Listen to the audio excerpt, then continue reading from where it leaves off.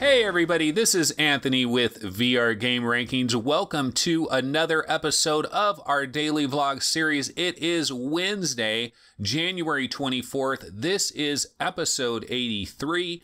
And what I have on the docket for you guys today is I have two news stories to get into, and then I have two bits of game discussion to get into. I am going to talk about my experiences with the Inpatient, and I'm also going to talk about the Contagion, a demo that is available on Steam that is drawing a lot of praise. And so we're going to get into both of those in just a little bit, but we're going to go ahead and kick things off with the news. And the first story of the day is In Space is coming to the Oculus Rift tomorrow. Yes, In Space by Orange Bridge Studios will be arriving on the Oculus Rift tomorrow for the price of $15.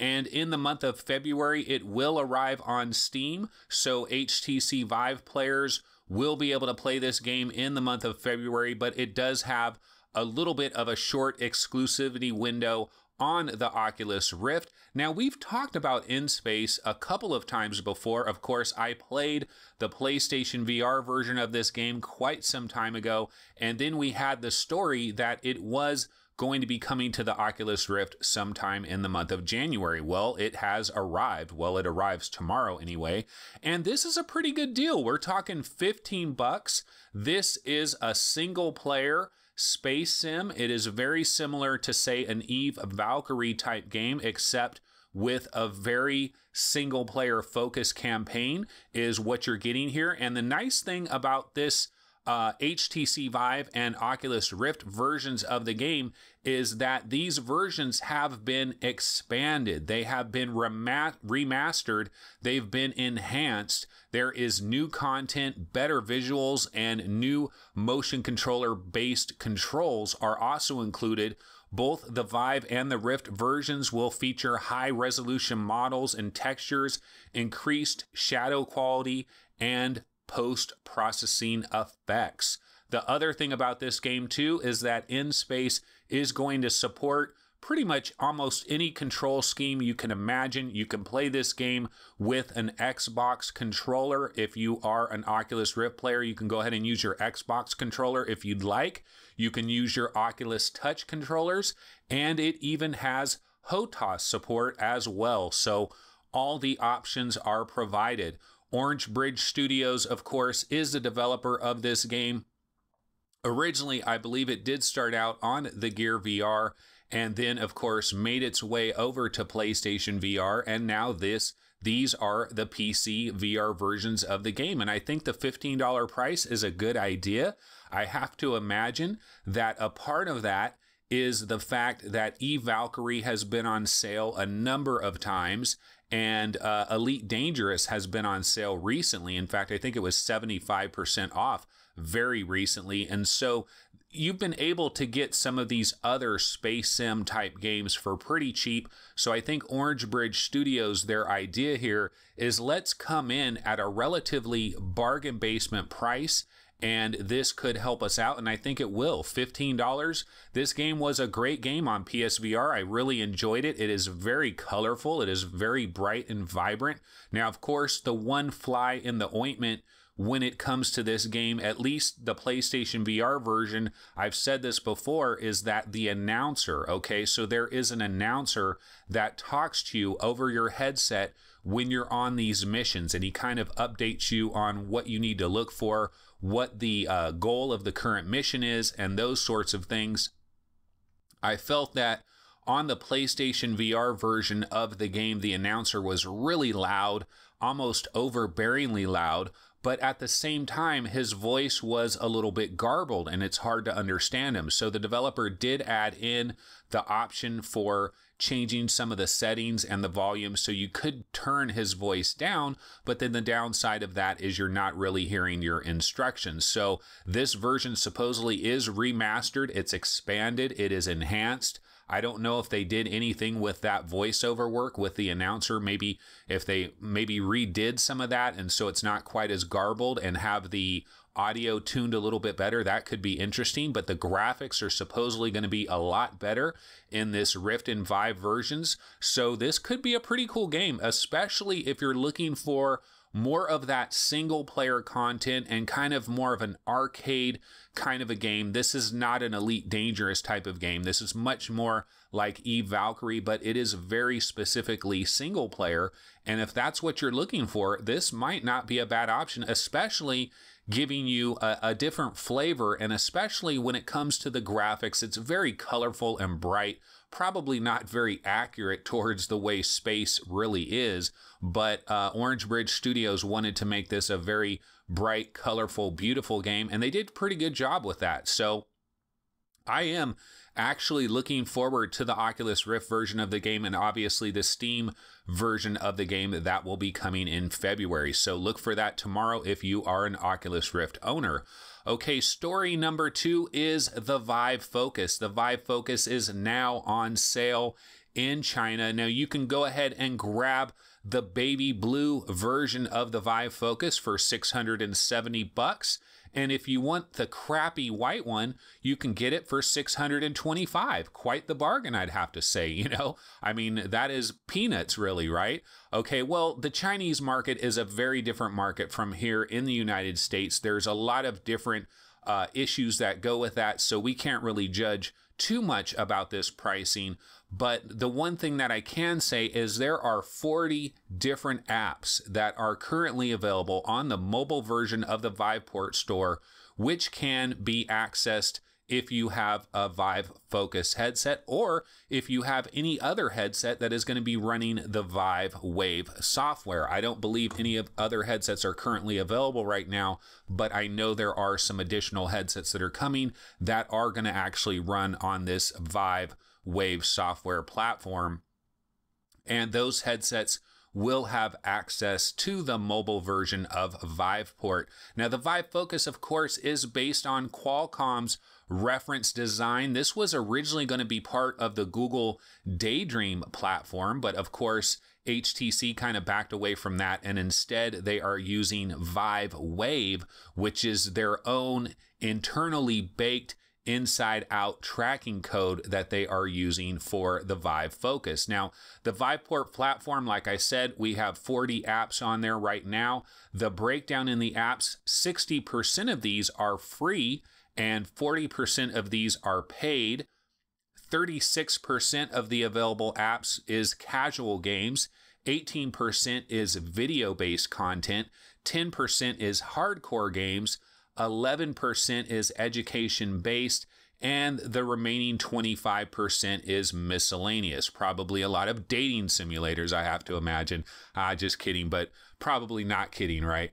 Okay, so anyway, that is the Vive Focus. It is available in China as we speak right now. There's still no word on whether or not this will ever come stateside. This could just be an Eastern focused product, and we might not see it in the Western markets.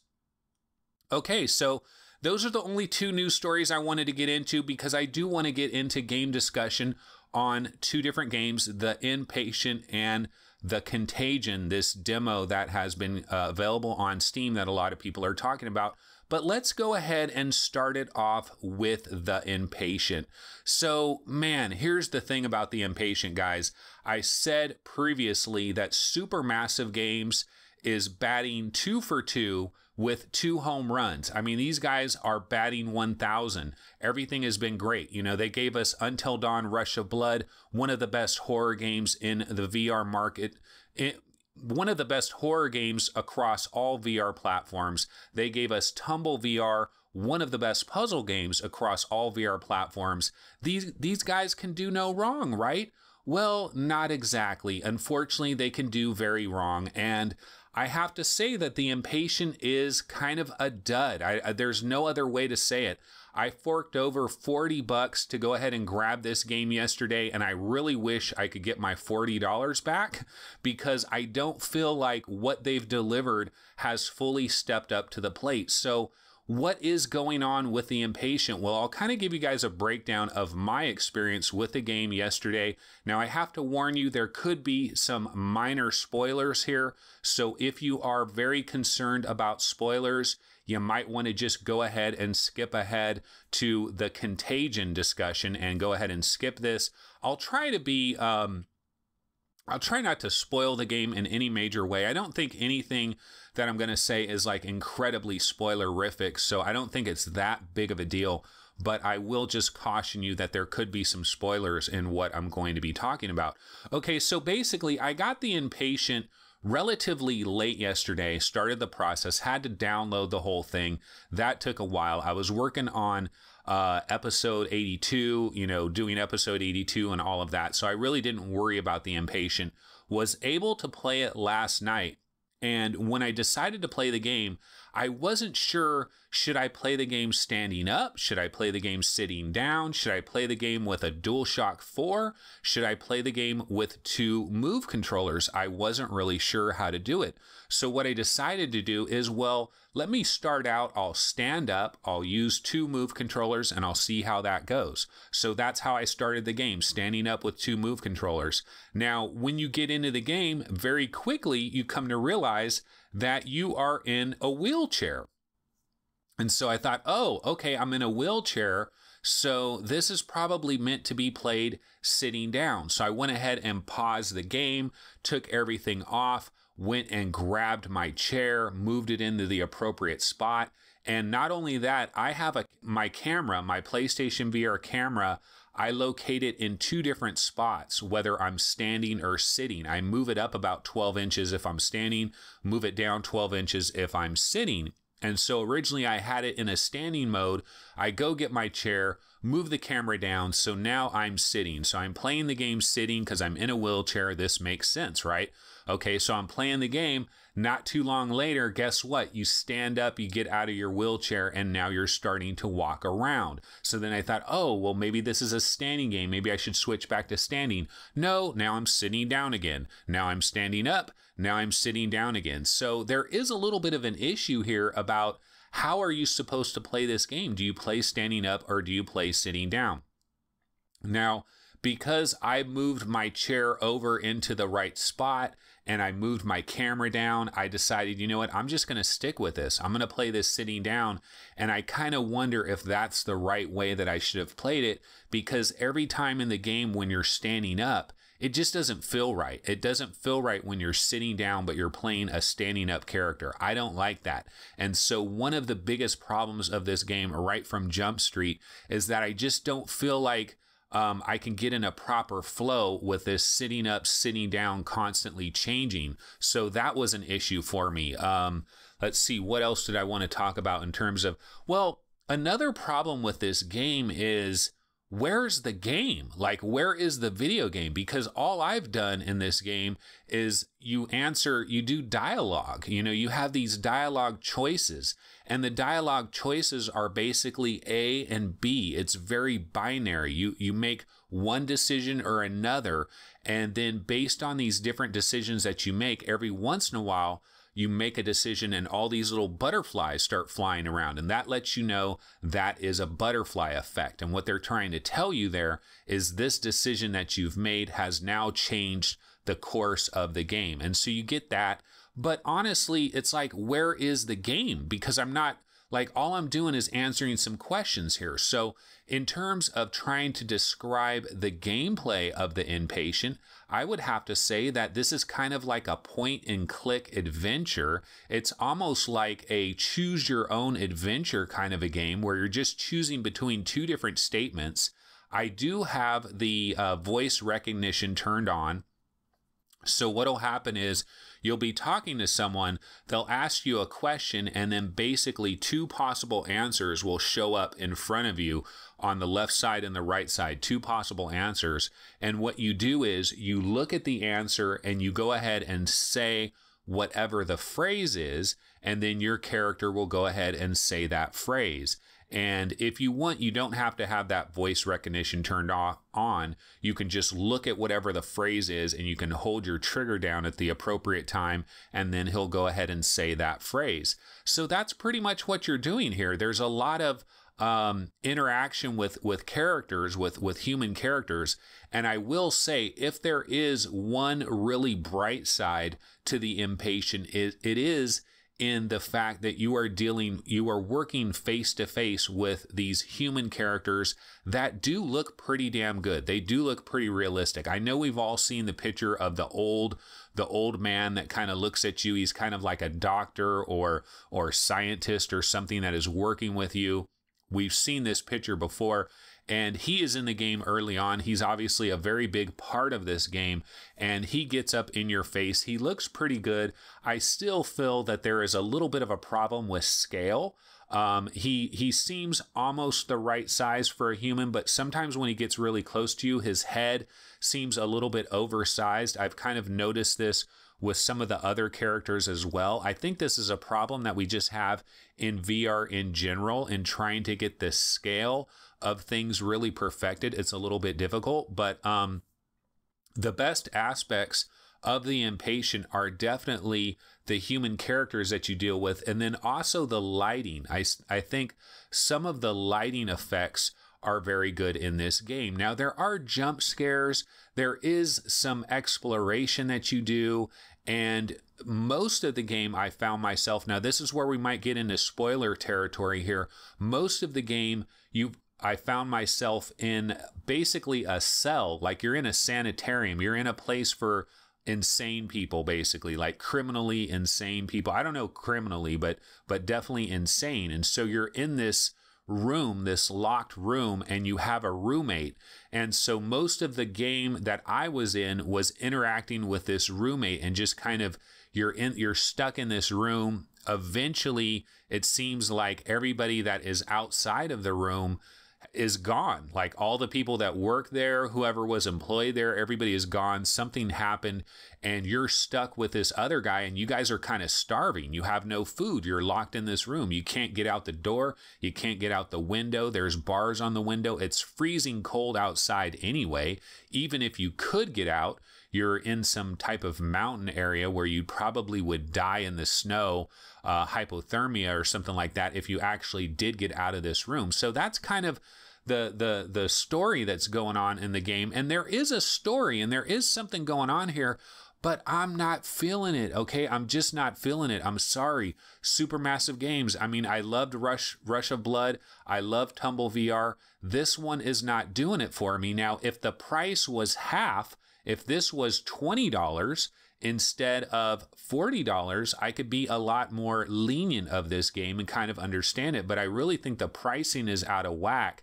I understand that supposedly there's all these different scenarios that you can get into as far as the game goes in terms of this butterfly effect and these branching storylines. I just don't know if it's worth it, because what happened was I was playing this game for probably an hour and 25 minutes or so. So I'm pretty far in there. You know, I don't know how close to the end I am, but I'm pretty far into this experience. And I had to stop at a certain point because I had to do something. I had to get out of the game and go do something else. But to be honest with you, I don't have a burning desire to go back into this game. And that is probably the most damning criticism I could put on this game, period, is that I don't have a burning desire to get back into it. And so that doesn't say very good things for this game. Now, I am going to go back into this. This is only a little bit over 2 hours, so I'm definitely going to run through this. I paid the full price for this game, so I got to get my money's worth out of it. I got to at least go through the entire game. I might even try playing it an additional time just to try to make a bunch of different decisions, so I kind of see what they're trying to go for with this branching storyline. But I gotta tell you, if you are a PlayStation VR owner and if you have not picked up the Inpatient yet, I would say don't do it. Go ahead and wait for a big sale. Now, I do believe there is a physical version of this game. I believe it's available on disc. So if you have a subscription to GameFly, or if you have a way that you could rent this disc, maybe go ahead and do that. But I don't think I would pay $40 for this. I just don't see it. And so, unfortunately, Supermassive Games, they were 2 for 2. They were batting 1,000 with 2 home runs. Well, now they got a strikeout as well. They are 2 for 3, 2 home runs, and a strikeout with a called third strike where they were just standing there looking as the ball just goes right down the plate, and the bat never left their shoulder. So not a good situation for Supermassive Games with this game. I still love this developer, and I know that they tried to do something different here, and I'll give them the benefit of the doubt in terms of, they're trying things, and this is a new medium, and we don't really know what's going on here as far as everybody has to try different things and see what works.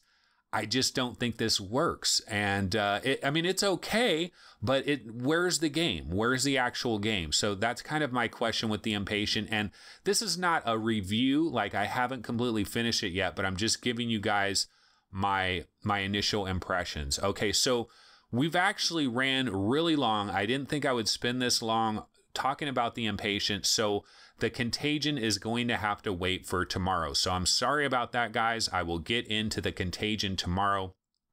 I want to make these shows a little bit shorter, not like these marathon length shows. I kind of want to be more in the 20-minute range. So that's why I'm going to go ahead and cut this off, because if I want to spend time on Contagion, I want to talk about Contagion, and I don't want to be rushed. So we'll go ahead and leave that for Thursday's show, and I'm sure we'll have some additional news as well, and maybe more of my thoughts on the Inpatient and possibly some other games that I might be playing as well. So we'll definitely have some more stuff to talk about tomorrow on Thursday's episode. So I will see everybody tomorrow. Of course, this has been episode 83 for Wednesday, January 24th, and I will see everybody tomorrow. Take it easy. Later.